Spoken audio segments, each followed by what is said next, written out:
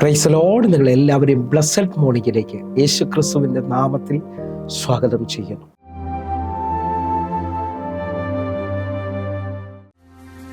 ഇത്രയും സ്നേഹിച്ചാൽ പോരാ, അങ്ങേ ഇത്രയും ആരാധിച്ചാൽ പോരാ.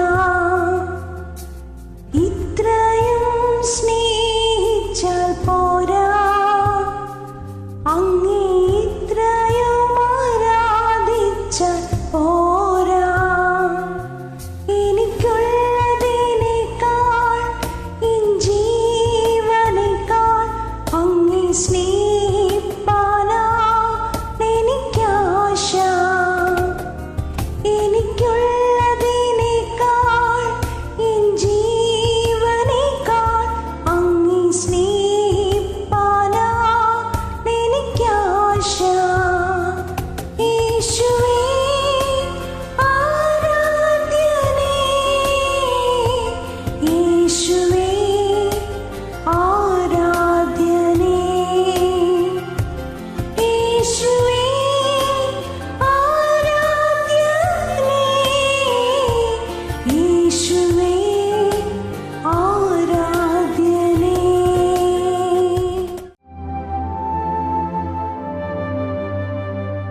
പ്രിയരെ, അനുഗ്രഹിക്കപ്പെട്ട ഒരു പ്രഭാതം കൂടി നമ്മുടെ ജീവിതത്തിൽ അനുവദിച്ചു തന്ന വലിയവനായ ദൈവത്തെ നമുക്ക് ഒരുമിച്ച് ചേർന്ന് നന്ദി പറയാം. എത്ര പേർ പറയും, ഞാൻ നിന്നതല്ല, എൻ്റെ ദൈവം എന്നെ നിർത്തിയതാണ്? ഒന്നുകൂടെ പറഞ്ഞു കഴിഞ്ഞാൽ 2026 മെയ് മാസം 19 തീയതി വരെ എന്നെയും എൻ്റെ കുടുംബത്തെയും കണ്ണിലെ കൃഷ്ണമണി പോലെ സൂക്ഷിക്കുകയും വിടുവിക്കുകയും ചെയ്ത വലിയവനായ ദൈവത്തിന് നന്ദി പറഞ്ഞുകൊണ്ട് ഈ പ്രഭാത ചിന്തയിലേക്ക് നമുക്ക് ഒരുമിച്ച് അടുത്തു വരാം. നിന്റെ ന്യായപ്രമാണത്തിലെ അത്ഭുതങ്ങളെ കാണേണ്ടതിന് എൻ്റെ കണ്ണുകളെ തുറക്കണമേ. പ്രിയരെ, പ്രാരംഭവാക്യത്തിലേക്ക് സങ്കീർത്തനം 119 അധ്യായം അതിൻ്റെ 18 വാക്യം. നിന്റെ ന്യായപ്രമാണത്തിലെ അത്ഭുതങ്ങളെ കാണേണ്ടതിന് എൻ്റെ കണ്ണുകളെ തുറക്കണമേ. പ്രിയരെ, പ്രഭാതത്തിൽ ദൈവം നമ്മോട് ഇടപെട്ട അനുഗ്രഹിക്കപ്പെട്ട വചനത്തിനായി നമുക്ക് ഒരുമിച്ച് ചേർന്ന് ദൈവത്തെ നന്ദി പറയാം. ഈ പ്രഭാതത്തിൽ ഞാനും നിങ്ങളും ചിന്തിക്കുന്നത് ദൈവത്തിൻ്റെ വചനത്തിൽ വെച്ചിരിക്കുന്ന നന്മകളെ കാണേണ്ടതിന് നമ്മുടെ കണ്ണുകളെ തുറക്കണമെന്നുള്ളതാണ്. ആ നിലയിൽ എത്ര പേർ വിശ്വസിക്കുന്നു ഈ ദൈവം നമ്മെ ഈ ഭൂമിയിൽ നടത്തുവാൻ ശക്തനാണ്? ഹല്ലേലൂയ. പല നിലയിൽ പല സാഹചര്യത്തിനകത്ത് ഭാരപ്പെട്ട് നിരാശപ്പെട്ട് നിൽക്കുന്ന പലരോട് ഞാൻ ഈ ആരംഭത്തിൽ പറയുന്നു, ഞാനോ ലോകത്തിൻ്റെ അവസാനത്തോളം എല്ലാ നാളും നിങ്ങളുടെ കൂടെയുണ്ട് എന്ന് പറഞ്ഞവൻ.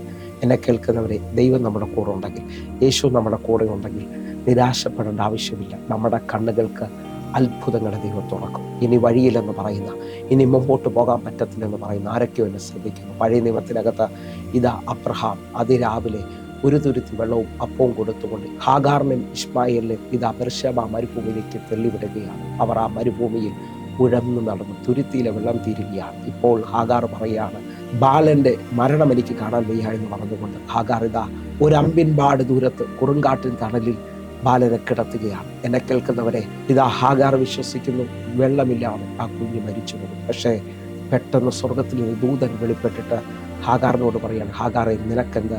ബാലന്റെ നിലവിളി സ്വർഗം കേട്ടിരിക്കുകയാണ്.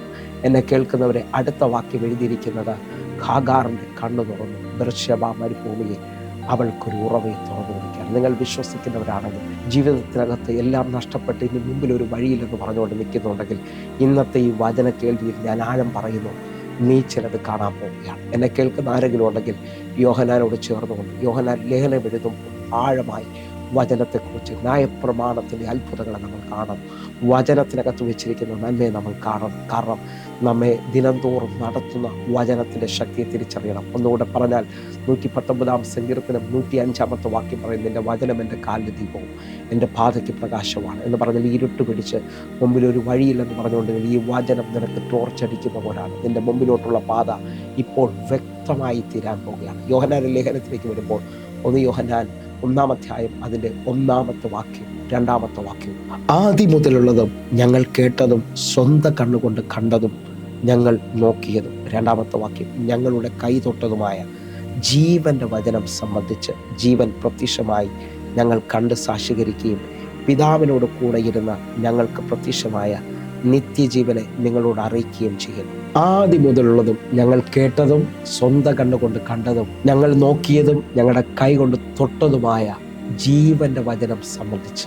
എന്നെ കേൾക്കുന്നവരെ, യോഹന്നാൻ പറയുകയാണ്, ആദ്യം മുതലുള്ളതും ഞങ്ങൾ കേട്ടതും ഞങ്ങൾ കണ്ടതും ഞങ്ങൾ നോക്കിയതും ഞങ്ങളുടെ കൈകൾ കൊണ്ട് തൊട്ടതുമായ ജീവൻ്റെ വചനം. ഇന്ന് ഈ വചന സന്ദേശം ഈ പ്രഭാതത്തിൽ കേൾക്കുമ്പോൾ നമ്മളിൽ പലരും കേൾവിക്കാർ മാത്രമായി തീരുകയാണ്. സഭയിൽ പോയാൽ വചനം കേട്ടിട്ട് വീട്ടിൽ പോവുകയാണ്, അല്ലെങ്കിൽ ഒരു കൂട്ടായ്മയ്ക്ക് പോയാൽ കേൾവിക്കാരായി മാത്രം തീരുമ്പോൾ, ഇന്ന് എന്നെ കേൾക്കുന്നവരെ, നിങ്ങളിൽ ഇതാ ഈ വചനത്തിനകത്ത് വെച്ചിരിക്കുന്ന അത്ഭുതങ്ങളെ കാണേണ്ടതിന് എൻ്റെ ദൈവം നിങ്ങളെ സ്പർശിക്കാൻ പോവുകയാണ്. ഹല്ലേലൂയ. വിശ്വസിക്കുന്നവരുണ്ടെങ്കിൽ ശൂന്യമായ പടകിനെ നിറയ്ക്കുന്നത് നീ കാണാൻ പോവുകയാണ്. പച്ചവെള്ളം വീഞ്ഞാകുന്നത് നീ കാണാൻ പോവുകയാണ്. മരിച്ച് നാറ്റം വെച്ച് ലാസർ പുറത്തു വരുന്നത് നീ കാണാൻ പോവുകയാണ്. എന്നെ കേൾക്കുന്നവരെ, 12 വർഷമായ രക്തസ്രാവസ്ത്രീയോട് ചോദിച്ചാൽ അവൾ പറയും, എല്ലാം അവസാനിച്ചതാണ്. ഹല്ലേലൂയ. പല വൈദ്യന്മാരാൽ ഏറിയൊന്ന് സഹിച്ച് ജീവിതം അവസാനിച്ചെന്ന് പറഞ്ഞുകൊണ്ട് നിൽക്കുന്നവൾ യേശുവിൻ്റെ വർത്തമാനം കേട്ടു. അവൾ കേൾക്കുകയാണ്. ആ കേട്ട ആ സമയം മുതൽ അവൾ പറഞ്ഞു തുടങ്ങി, ഞാൻ തൊട്ടാൽ രക്ഷപ്പെടും, തൊട്ടാൽ രക്ഷപ്പെടുമെന്ന് പറഞ്ഞുകൊണ്ട് യേശുവിൻ്റെ വസ്ത്രത്തിൽ തൊടുമ്പോൾ അവൾ സൗഖ്യമായത് അവൾ അറിഞ്ഞു. നിങ്ങൾ വിശ്വസിക്കാൻ പറ്റുമെങ്കിൽ ഈ പ്രഭാതം മുതൽ വചന കേൾവിയിൽ നിങ്ങൾ ഒതുങ്ങിയല്ല, നിങ്ങളത് കാണാൻ പോവുകയാണ്, നിങ്ങളത് തൊടാൻ പോവുകയാണ്. യോഹന്നാൻ പറഞ്ഞതുപോലെ ആദ്യം മുതലുള്ളതും ഞങ്ങൾ കേട്ടതും ഞങ്ങൾ കണ്ടതും ഞങ്ങൾ നോക്കിയതും ഞങ്ങളുടെ കൈ കൊണ്ട് തൊട്ടതുമായ ജീവൻ്റെ വചനം. എന്നെ കേൾക്കുന്നവരുണ്ടെങ്കിൽ ഈ വചനത്തിന് ജീവനുണ്ട്, ഈ വചനത്തിന് ചൈതന്യമുണ്ട്. ഏത് ഇരുതല വാളിനേക്കാൾ മൂർച്ചയേറിയ വചനത്തിൻ്റെ ശക്തി ഇതാ ചിലവരെ മുമ്പിൽ വെളിപ്പെട്ട് വരാൻ പോവുകയാണ്. ഞാൻ ഒന്നുകൂടെ വിളിച്ചു പറയുകയാണ്, സ്വീകരിക്കാൻ പറ്റുമെങ്കിൽ സ്വീകരിക്കുക. ഇസ്രായേൽ മക്കൾ ഇതാ 3 ദിവസം വെള്ളം കിട്ടാതെ ശൂർ മരുഭൂമിയിലൂടെ അവർ മാറയിലെത്തുകയാണ്. അവിടുത്തെ വെള്ളം കുടിക്കാൻ കഴിയത്തില്ല, അത് കയ്പാണ്. പക്ഷെ മോശ പ്രാർത്ഥിക്കുമ്പോൾ ദൈവം അവനൊരു വൃക്ഷം കാണിച്ചു കൊടുത്തു. ആ വൃക്ഷത്തിൻ്റെ കൊമ്പ് വെട്ടിയിടുമ്പോൾ മാറ മധുരമാകുകയാണ്. നിങ്ങൾ ഈ വചനം കേട്ടുകൊണ്ടിരിക്കുമ്പോൾ നിങ്ങളുടെ കണ്ണുകൾക്ക് വിശ്വസിക്കാൻ പറ്റാത്ത ചിലത് തുറന്നു വരാൻ പോവുകയാണ്. ഞാൻ ആത്മാവിൽ ഇങ്ങനൊരു പദം വിളിച്ചു പറയട്ടെ. പത്മോസിലായിരിക്കുന്ന യോഹന്നാനെ നിങ്ങൾ ശ്രദ്ധിക്കണം. തന്നോട് സംസാരിച്ച നാദമെന്നത് കേൾക്കേണ്ടത് താൻ തിരിഞ്ഞു നോക്കുമ്പോൾ യേശു കർത്താവിത 7 നിലവിളക്കിൻ്റെ നടുവിൽ നിൽക്കുകയാണ്. എന്നെ കേൾക്കുന്നവരുണ്ടെങ്കിൽ നിന്റെ കണ്ണുകൾ കാൽച്ചര്യമായി ചിലത് നീ കാണാൻ പോവുകയാണ്. ഒന്നുകൂടെ വ്യക്തമാക്കുകയാണ്. വെളിപ്പാട് പുസ്തകം 4-ാം അധ്യായം അതിൻ്റെ 1-ാമത്തെ വാക്യം. അനന്തരം സ്വർഗത്തിലൊരു വാതിൽ തുറന്നിരിക്കുന്നത് ഞാൻ കണ്ടു. കാഹളനാദം പോലെ എന്നോട് സംസാരിച്ച് കേട്ട ആദ്യ ശബ്ദം എന്നോട്, ഇവിടെ കയറി വരിക, മേലാൽ സംഭവിക്കാനുള്ളത് ഞാൻ നിനക്ക് കാണിച്ചു തരാം എന്ന് കൽപ്പിച്ചു. ഇതാ പത്മോസിന്റെ സാഹചര്യങ്ങളെ ജയിച്ചുകൊണ്ട് സ്വർഗം യോഹന്നാന്റെ മുമ്പിൽ തുറക്കുകയാണ്.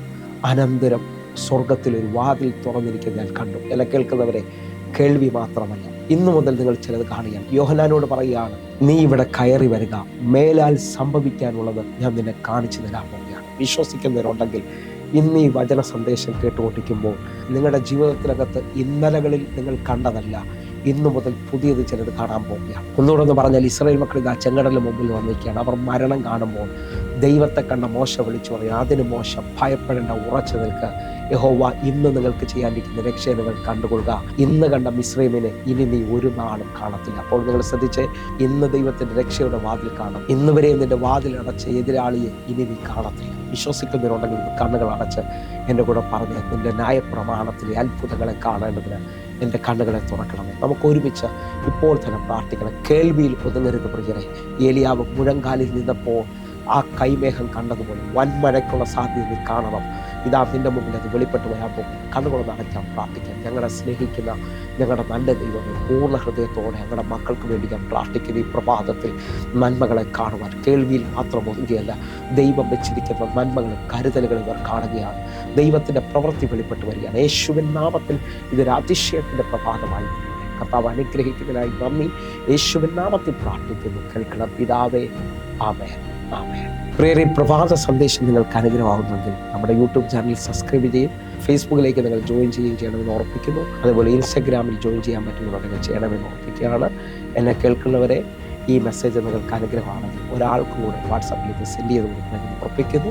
കർത്താവ് നിങ്ങളെ അധികത്തിൽ മാനിക്കട്ടെ. എല്ലാ ദിവസവും ഇന്ത്യൻ സമയം 6 മണിക്ക് നമുക്ക് സൂമിൽ ആരാധനയുണ്ട്. നിങ്ങളെ ക്ഷണിക്കുന്നു.